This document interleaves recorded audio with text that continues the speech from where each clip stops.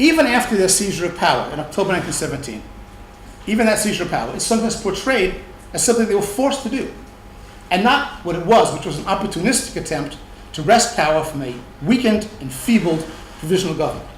So what were those choices they made? What did they do? They chose to rule alone, without a single socialist party supporting them, though for a time the left SRs played a role in the early Soviet government. They rejected the appeal of the powerful Railway Workers' Union for a government of all the socialist parties. They chose to seize power even before the Second Congress of Soviets opened, presenting that Congress with a fait accompli, rather than leaving it to the Soviets themselves to decide. It is worth pointing out that Trotsky arrogantly and foolishly called out after the Mensheviks and socialist revolutionaries who walked out of the hall that day that they were being consigned to the dustbin of history. History took its revenge on Trotsky just a decade later when he joined what remained of those opposition socialists in exile. The Bolsheviks chose not only to exclude the other socialist parties from government, but to actively repress them from the very beginning, including the shutting down of Menshevik newspapers only weeks after the October coup. They chose to establish the Extraordinary Commission for Combating Counter-Revolution and Speculation, known as the Cheka, in December 1917, barely a month after seizing power. The date is important to bear in mind. A secret police that would become infamous for its brutality, established long before there was any significant armed resistance to Bolshevik rule, and months before the outbreak of civil war. This was a choice, a decision Lenin and the Bolsheviks made, not something forced on them. They set up the main camp administration, better known as the Gulag, from the very beginning, even before the outbreak of the Civil War. They pioneered especially ruthless methods of struggle, such as the taking and shooting of hostages and the death penalty for a very wide range of crimes. They chose to do these things. This was not forced on them. In November 1917, something was forced on them: the elections to the Constituent Assembly. Lenin felt the election should not go ahead. After all, Russia now had the rule of the Bolsheviks, the Council of People's Commissars, the Sovnarkom. With him at its head, there was no need for any further discussion. But he was overruled, and those elections took place. They were the only free elections ever held in Russia until the 1990s. And the Bolsheviks were badly defeated. Lenin and the Bolsheviks then took the decision to delay the convening of that assembly, which should have met in late November. Instead, it met in January for one day, and was dispersed at bayonet point by soldiers loyal to the Bolshevik regime. The elected members of the assembly fled for their lives, and some regrouped in Siberia. Do you want to know how the bloody Russian Civil War began?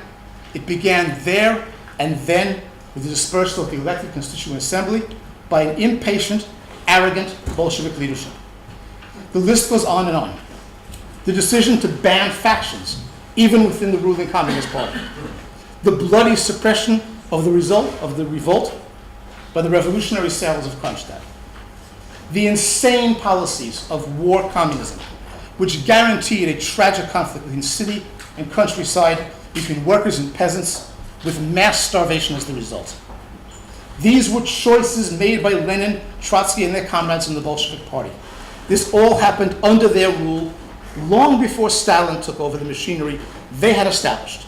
Single-party rule, the Cheka, the Gulag.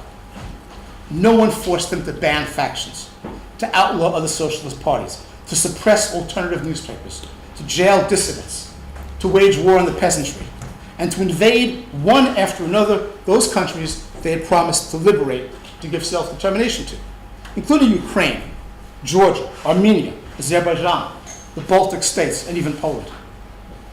So were other choices possible? Yes, they were. And this is a good moment to discuss Menshevik Georgia. If all you know about Georgia comes from Trotsky's book, Between Red and White, then you know nothing. That was Trotsky's most dishonest book, not least because he wrote it even though he knew nothing at all about the Russian plan to invade and conquer Georgia, even though he was the commander of the Workers' and Peasants' Red Army. That was done behind his back by Stalin, but Trotsky felt obligated to defend it after the fact. And Trotsky wrote his pamphlet in response to a short book by Karl Kautsky, who spent several months in Georgia in 1920, and who drew the conclusion that this little country did offer an alternative kind of revolution to what the Bolsheviks were doing in Russia.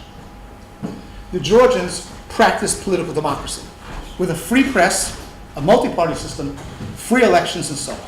They had strong trade unions independent of the state with the right to strike. They carried out a land reform along the Marxist lines suggested by Plekhanov, turning the peasants into landowners. As a result, there was no war between city and countryside in Georgia, nor famine, as there was in Russia. And the peasants remained strong supporters of the Social Democrats in power. As in Russia, the Georgian state took control of the commanding heights of the economy, with a monopoly on foreign trade, and so on. Georgia also had a very strong cooperative movement, which in just 3 short years grew to dominate the country's economy and began the slow process of transition to a more egalitarian society. They did not establish forced labor camps. They did not set up a checkup. They did not seize and execute hostages. They did not ban opposition parties or factions within their own party. Once the small Georgian Communist Party finally gave up its repeated attempts at an armed coup, it was given complete freedom to operate, as Kautsky and other visiting socialists witnessed in 1920. The Georgian experiment was cut short in February 1921 when Stalin and his cronies organized a massive invasion on several fronts, pretending all along they were supporting a non-existent workers' uprising. To his eternal discredit, Trotsky found himself justifying Stalin's criminal act in his book Answering Kautsky. Let me end by discussing what Trotsky called the lessons of October. What can we socialists today, in 2017, learn from the Bolsheviks in 1917? That's 4 minutes more than I need. What are you doing? That's what happens when you invite a New Yorker to speak. What can we learn? We need to accept that things we do have consequences. That revolution contains real risks, not least the risk of losing and triggering a counter-revolution. The Bolsheviks ignored the warnings of Plekhanov and Luxemburg, and Trotsky himself, by establishing one-party dictatorship resulting, as Trotsky predicted, in the rule of a dictator, Stalin. And we also need to be guided by a very basic revolutionary morality. Within a year of the Bolsheviks coming to power, they launched the Red Terror. Thousands of innocents were killed. The Cheka grew to have hundreds of thousands of employees, arresting and torturing thousands of people, with no pretense of due process or legality. The Gulag forced labor camps rapidly filled up with people who had committed no crime. The Bolsheviks created a party machine and a state that a monster like Stalin could rise to take over and rule unchallenged for more than 3 decades.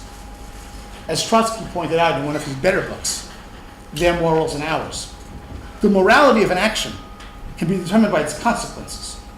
It doesn't matter whether the Bolsheviks had good intentions.